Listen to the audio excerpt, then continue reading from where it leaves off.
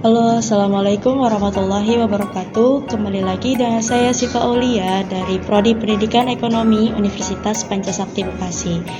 Nah, di video kali ini saya akan membahas tentang peranan otoritas jasa keuangan dalam mengawasi lembaga keuangan non-bank berbasis finansial teknologi jenis peer-to-peer lending.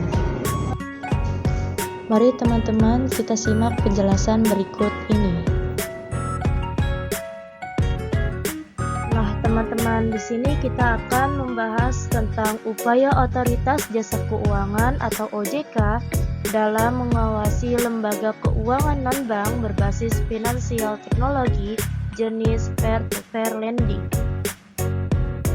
Fungsi dari manajemen adalah melakukan pengawasan selain dari perencanaan, pengorganisasian, dan pelaksanaan. Nah, di sini pengawasan adalah aktivitas yang dilakukan untuk mengawasi dan mengendalikan seluruh kegiatan perusahaan, baik menyusun anggaran, proses kegiatan perusahaan, catatan, dan laporan terhadap hasil kegiatannya. Dan pengawasan dapat dilakukan secara rutin, tidak boleh terputus.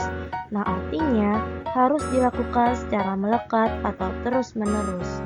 Nah, di sini menurut Sujatmo, tujuan pengawasan adalah untuk mengetahui dan memahami kenyataan yang sebenarnya tentang pelaksanaan pekerjaan atau kegiatan yang menjadi objek pengawasan, apakah sesuai dengan yang semestinya atau tidak, sebagai bahan untuk melakukan perbaikan-perbaikan di waktu yang akan datang.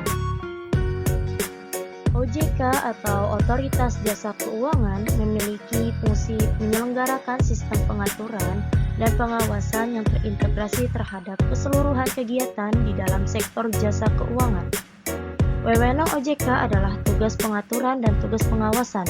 Tentu peran OJK dalam mengawasi penyelenggaraan fintech jenis P2P lending harus dioptimalkan. Berdasarkan hasil wawancara dengan Direktorat Pengaturan, Perizinan, dan Pengawasan Fintech Otoritas Jasa Keuangan, OJK dalam hal ini memiliki peranan sebagai regulator, yakni yang pertama yaitu peranan sebagai pengaturan. Nah, peranan sebagai pengaturan di sini dalam peranannya sebagai pengaturan terhadap perkembangan industri fintech jenis P2P lending. OJK sudah menerbitkan peraturan yang tertulis dalam Peraturan Otoritas Jasa Keuangan Nomor 77 /POJK.01/2016 tentang layanan pinjam-meminjam uang berbasis teknologi informasi. Nah, yang kedua ada peranan sebagai pengawasan. Peranan sebagai pengawasan dalam hal ini adalah OJK akan mengawasi pelaksanaan aturan-aturan terkait penyelenggaraan fintech jenis P2P lending yang dalam konteks ini yakni POJK LPMU-BTI. Untuk menjamin tersenggaranya pengaturan dan pengawasan sektor jasa keuangan yang optimal, OJK bekerja secara independen dalam membuat dan menerapkan tugas dan wewenangnya sebagaimana dimaksudkan dalam peraturan perundang-undangan di bidang jasa keuangan.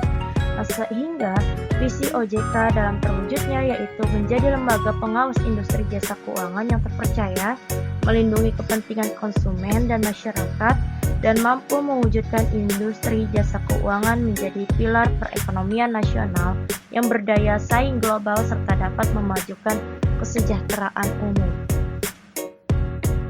Nah, selanjutnya apa sih akibat hukum terhadap lembaga keuangan non-bank berbasis finansial teknologi jenis peer-to-peer lending yang tidak melakukan pendaftaran dan perizinan di Otoritas Jasa Keuangan? Pada tanggal 29 Desember tahun 2016, OJK telah resmi mengeluarkan Peraturan Otoritas Jasa Keuangan Nomor 77 /POJK.01/2016 tentang layanan pinjam-meminjam uang berbasis teknologi informasi atau selanjutnya disebut POJK LPMU-BTI. Dikeluarkannya POJK LPMU-BTI ini merupakan salah satu respon OJK sebagai regulator untuk memberikan payung hukum terhadap maraknya perkembangan fintech, dikarenakan belum adanya undang-undang yang mengatur mengenai penyelenggaraan fintech di Indonesia. Nah, dalam POJK LPMUBTI ini secara khusus hanya mengatur mengenai fintech jenis P2P lending atau di dalam POJK LPMUBTI ini dikenal dengan istilah layanan pinjam meminjam uang berbasis teknologi informasi. Ketentuan dalam pasal 7 POJK LPMUBTI disebutkan bahwa penyelenggara wajib melakukan pendaftaran dan perizinan kepada OJK. Dengan kata lain bahwa setiap penyelenggara yang berkecimpung di bidang fintech jenis P2P lending harus terdaftar dan mendapatkan perizinan sebagai penyelenggara oleh OJK sebelum memulai mengoperasikan usahanya. Dihimpun dari data OJK per 25 Januari 2018, terhitung baru 32 penyelenggara fintech jenis P2P lending yang baru mendaftar dan mendapatkan perizinan dari OJK. Terhitung di Indonesia, kurang lebih ada 135 sampai 140 perusahaan yang berkecimpung dalam usaha fintech jenis P2P lending. Dari sini, masih banyaknya penyelenggara fintech jenis P2P lending yang belum terdaftar maupun berizin di OJK tentu menimbulkan suatu permasalahan hukum yang harus dihadapinya. Konsekuensi dari adanya penyelenggara ini akan timbul akibat hukum yang akan diterima oleh penyelenggara fintech jenis P2P lending yang melaksanakan operasionalnya tidak sesuai dengan aturan yang sudah dikeluarkan oleh OJK, yakni dalam konteks ini adalah POJK LPMUBTI. Berdasarkan hasil wawancara dengan Direktorat Pengaturan, Perizinan, dan Pengawasan Fintech Otoritas Jasa Keuangan, bahwa akibat hukum yang timbul apabila tidak melakukan pendaftaran dan perizinan penyelenggara fintech jenis peer-to-peer lending sesuai dengan yang diatur dalam pasal 7 POJK LPMUBTI adalah yang pertama, yaitu OJK tidak akan mengawasi penyelenggara yang tidak terdaftar. Jika ada kerugian terhadap konsumen, maka itu berada di luar tanggung jawab OJK. Nah, yang kedua, jika ada penyelenggara fintech jenis P2P lending yang tidak terdaftar dan tidak mendapatkan perizinan dari OJK, maka kegiatan operasinya akan diberhentikan oleh OJK. Yang ketiga, yaitu OJK akan memberikan surat rekomendasi kepada Kementerian Komunikasi dan Informatika untuk menghapus aplikasi atau layanan penyelenggara fintech jenis P2P lending pada media sosial maupun elektronik. Nah, OJK dalam hal ini juga memiliki wewenang untuk memberikan sanksi administratif terhadap pelanggaran-pelanggaran dalam sektor jasa keuangan yang diatur dalam pasal 9 huruf G Undang-Undang UJK. Berkaitan dengan fintech jenis P2P lending, sanksi administratif ini tercantum dalam pasal 47 POJK LPMUBTI yang berupa peringatan tertulis, denda, yaitu kewajiban untuk membayar sejumlah uang tertentu, pembatasan kegiatan usaha, dan pencabutan izin.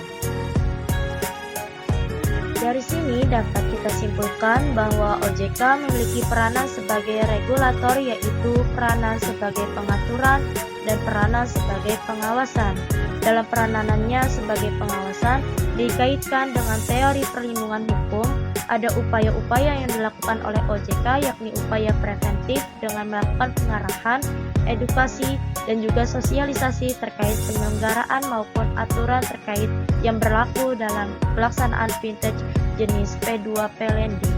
Sedangkan upaya represif dilakukan dengan pemberhentian kegiatan operasionalnya dan memberikan surat rekomendasi kepada Kemenkominfo untuk menghapus dan memblokir aplikasi dan layanan penyelenggara fintech jenis P2P lending tersebut. Nah, saran yang dapat diberikan berdasarkan kesimpulan yang pertama, yaitu diharapkan kepada OJK untuk lebih banyak melakukan sosialisasi terkait aturan-aturan terhadap masyarakat, khususnya penyelenggara finansial teknologi jenis peer-to-peer lending. Yang kedua, yaitu diharapkan kepada OJK untuk meningkatkan kembali pengawasan dan juga melakukan tindakan tegas dengan pengenaan sanksi terhadap penyelenggara fintech jenis P2P lending yang melakukan pelanggaran sehingga terciptanya penegakan hukum dan mampu meminimalisir pelanggaran yang terjadi. Sekian yang dapat saya sampaikan mengenai peranan Otoritas Jasa Keuangan dalam mengawasi lembaga keuangan non-bank berbasis finansial teknologi jenis peer-to-peer lending. Jika ada yang ingin bertanya, silahkan tulis di kolom komentar. Terima kasih. Wassalamualaikum warahmatullahi wabarakatuh. Semoga bermanfaat. Jangan lupa di like, comment, and subscribe ya.